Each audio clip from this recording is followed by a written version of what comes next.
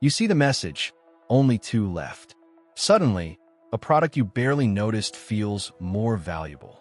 A countdown starts. Your brain feels pressure.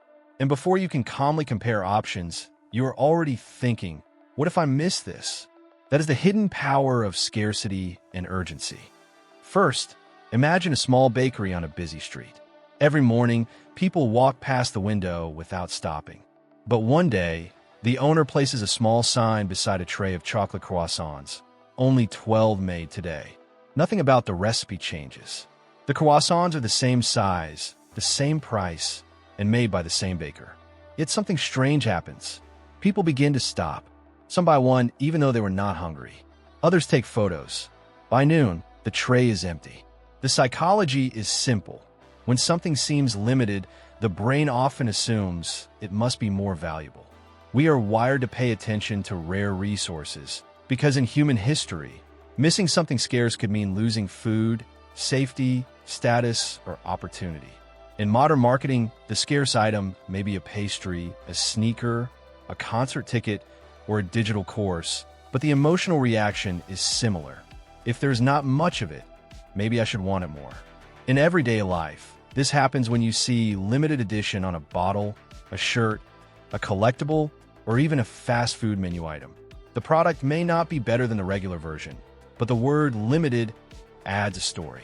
It tells your brain that this chance is not normal. It might disappear.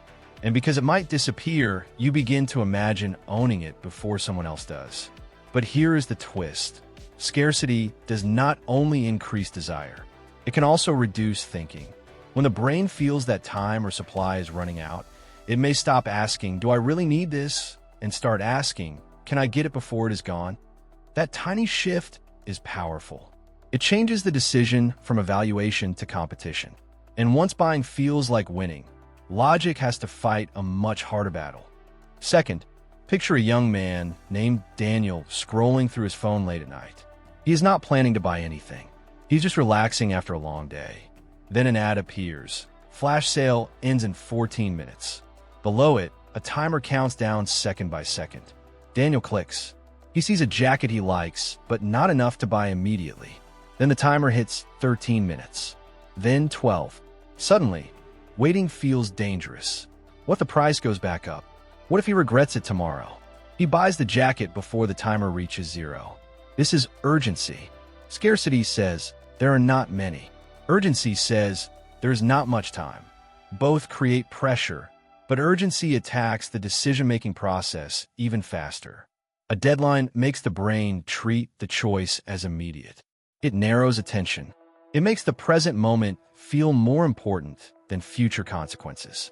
And when people feel rushed, they often rely less on careful analysis and more on emotion, habit, and impulse. You see this every day in online shopping. Countdown timers, sale ends tonight, today only, cart reserved for 10 minutes, price valid until midnight. These phrases are designed to pull you out of calm comparison mode. Instead of checking reviews, comparing alternatives, or asking whether you can afford it, you start focusing on the deadline itself. The curiosity twist is that urgency often works even when the deadline is not meaningful. Sometimes sales return the next week. Sometimes the timer resets. Sometimes the exclusive deal is available to almost everyone.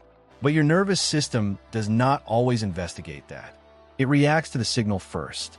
The more intense the countdown feels, the more your brain treats the offer like a closing door. And few things move people faster than the sound of a door closing.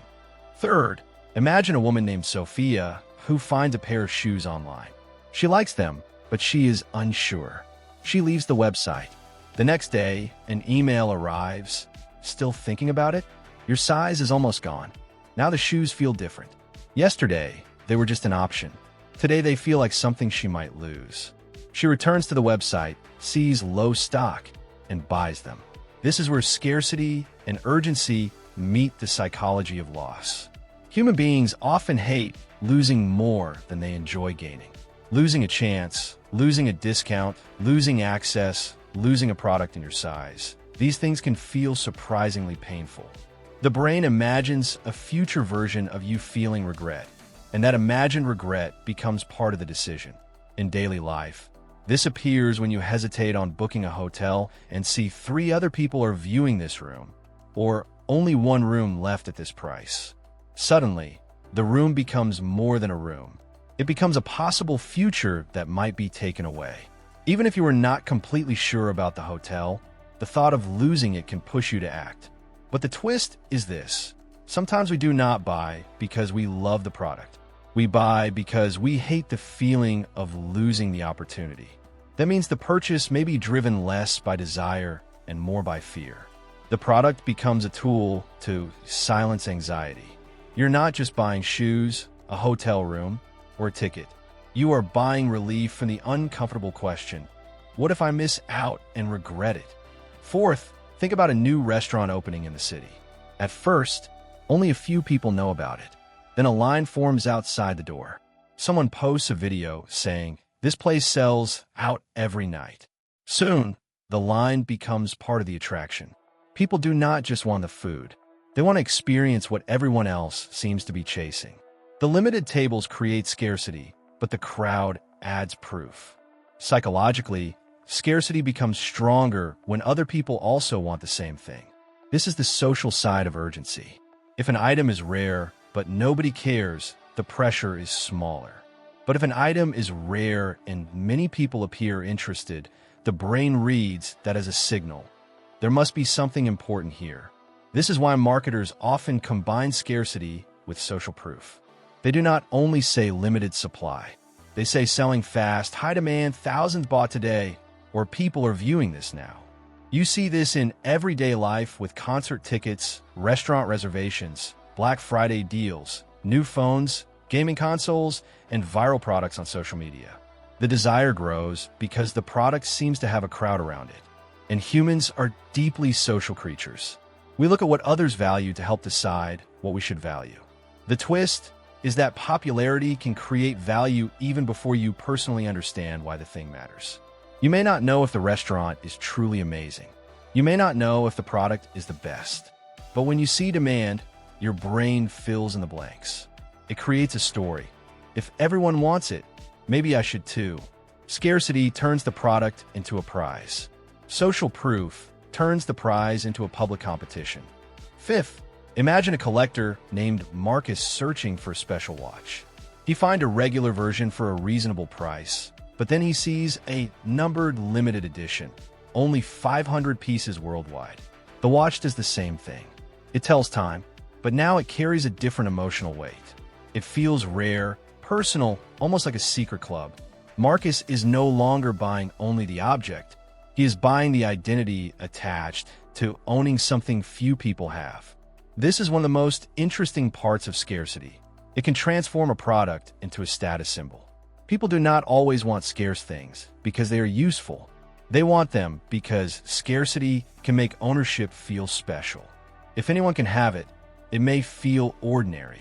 If only a few can have it, it can feel like proof of taste, speed, knowledge, money, or access.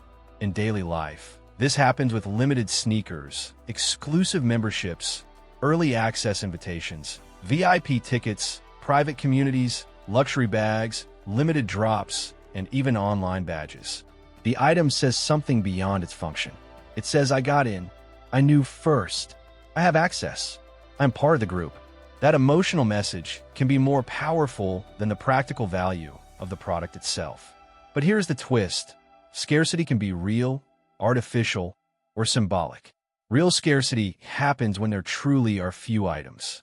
Artificial scarcity happens when supply is limited on purpose to increase demand.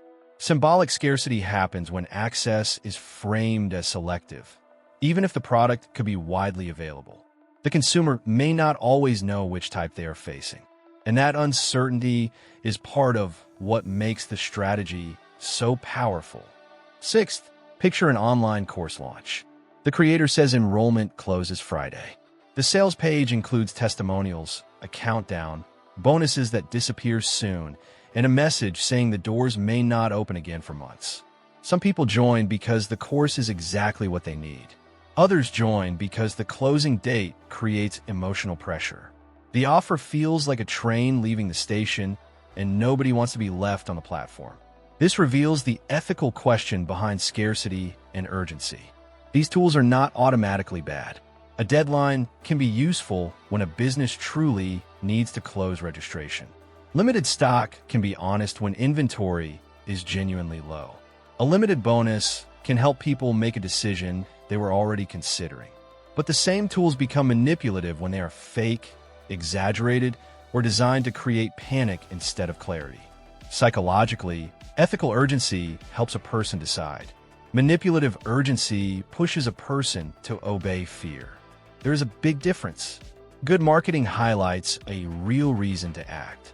Bad marketing hides information, pressures emotion, and makes the buyer feel they are failing if they wait. The strongest brands understand this. They use scarcity to communicate value, not to trap people. In everyday life, you can protect yourself by asking 3 questions before buying under pressure. Would I still want this if there were no timer? Will I buy it tomorrow at the same price? Is the limitation real or just designed to make me anxious? These questions slow the emotional reaction and bring your decision back into your control. And here is the final twist. The most powerful scarcity is not always about products. It is about attention, time, confidence, and identity. Marketers know that people are not only afraid of missing a discount, they are afraid of missing the version of themselves that the offer promises. The smarter you become about this, the less easily your emotions can be rented by a countdown clock. So the next time you see last chance, limited offer, or only a few left, pause for just a moment. The offer may be real. The product may be useful. The deadline may be honest. But your reaction is not random. It is built from ancient instincts, fear of loss, social pressure, and a deep human desire to grab opportunity before it disappears. Scarcity and urgency work because they do not simply sell products. They sell a feeling, the feeling that right now matters more than later. And sometimes acting fast is smart, but sometimes the smartest move is to let the countdown finish and see if you still care when the pressure is gone. If you enjoyed this video, leave a like, subscribe to the channel, and tell me in the comments. Have you ever bought something just because it was a limited offer or because a countdown made you feel pressured? I want to know your answer.